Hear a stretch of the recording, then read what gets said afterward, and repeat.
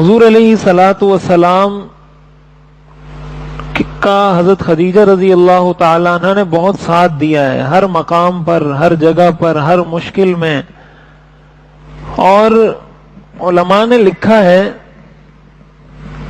حدیث شریف میں جو یہ بتایا گیا ہے کہ انسان نکاح کرے تو دینداری کو ترجیح دے، عورت کے حسن و جمال سے زیادہ ترجیح دینداری کو حاصل ہو.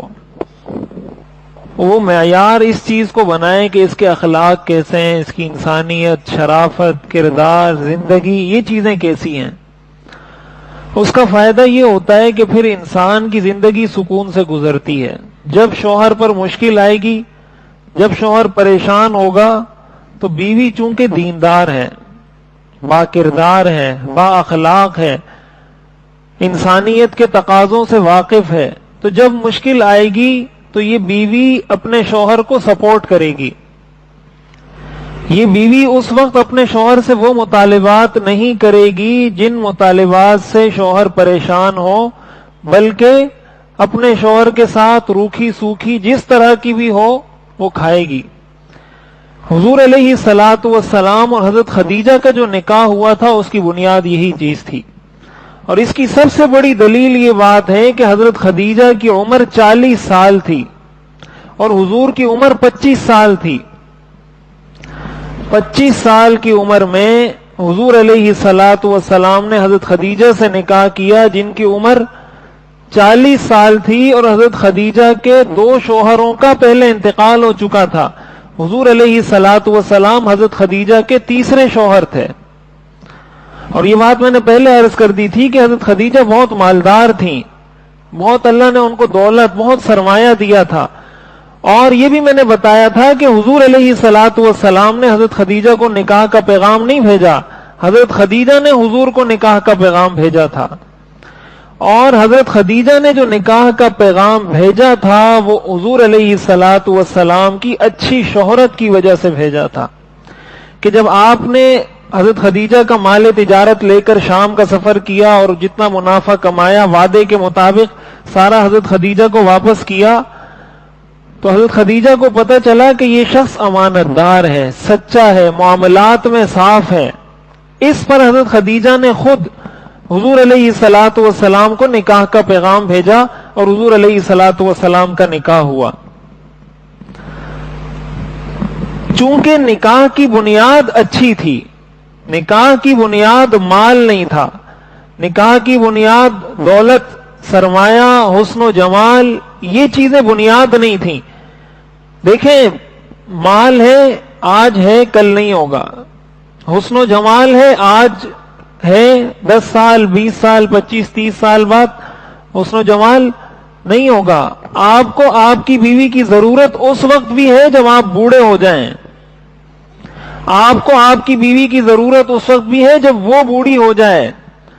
یہی معاملہ آپ کی بیوی کا ہے، آپ کی بیوی کو آپ کی ضرورت اس وقت بھی ہے جب آپ بوڑھے ہو جائیں، آپ کی بیوی کو آپ کی ضرورت اس وقت بھی ہے جب وہ خود بوڑھی ہو جائے.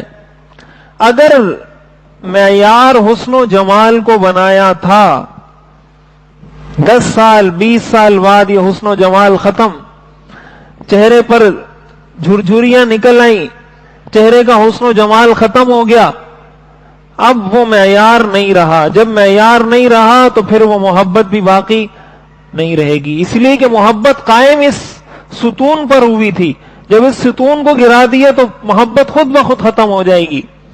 مال کی وجہ سے کسی مرد سے یا کسی عورت سے، مرد نے عورت سے یا عورت نے مرد سے نکاح مال کی وجہ سے کیا تو مال ظل زائل وعاریۃ مستردۃ، یہ تو سایہ ہے، ختم ہو جاتا ہے.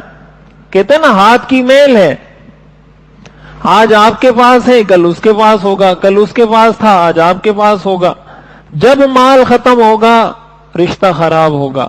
لیکن اگر بنیاد اس چیز کو بنایا ہو کہ یہ عورت اچھے خاندان سے تعلق رکھتی ہے، یہ دیندار ہے، اس کو یہ پتہ ہے بیوی کے حقوق کیا ہیں، شوہر کے حقوق کیا ہیں، شوہر کے ساتھ زندگی کیسے گزارنی ہے، یہ ساری چیزیں اس کو پتہ ہیں.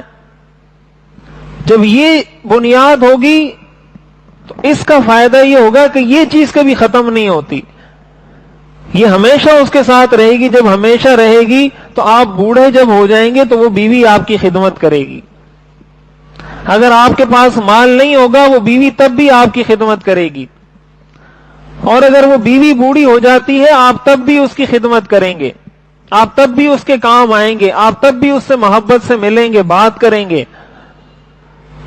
اس لیے حدیث شریف میں جو آتا ہے تنکح المرأة لأربع لمالها ولجمالها ولحسبها ولدینها, آپ نے فرمایا عورت سے نکاح 4 وجہ سے کیا جاتا ہے. مال کی وجہ سے, حسن و جمال کی وجہ سے, اس کے دنیاوی سٹیٹس اور منصب کی وجہ سے, ولدینها اس کے دیندار ہونے کی وجہ سے. آپ نے فرمایا فاظفر بذات الدین, دیندار عورت کے ساتھ نکاح کر کے کامیابی حاصل کرو. تربت یداک, تمہارے ہاتھ خاک آلود ہو جائیں. کامیابی اگر زندگی میں حاصل کرنی ہے نکاح میں بنیاد دینداری کو بناؤ. اب یہ چیز وقتی طور پر تو سمجھ میں نہیں آتی. ہم تو کہتے ہیں, ہمارے نوجوان تو آج کل کہتے ہیں ہمیں ایسی بیوی چاہیے جو ہمیں پالے. آج کل تو یہ سٹینڈرڈ بنتا جا رہا ہے کہ ایسی بیوی چاہیے کہ بجائے اس کے کہ میں اس کے اخراجات برداشت کروں وہ مجھے پالے.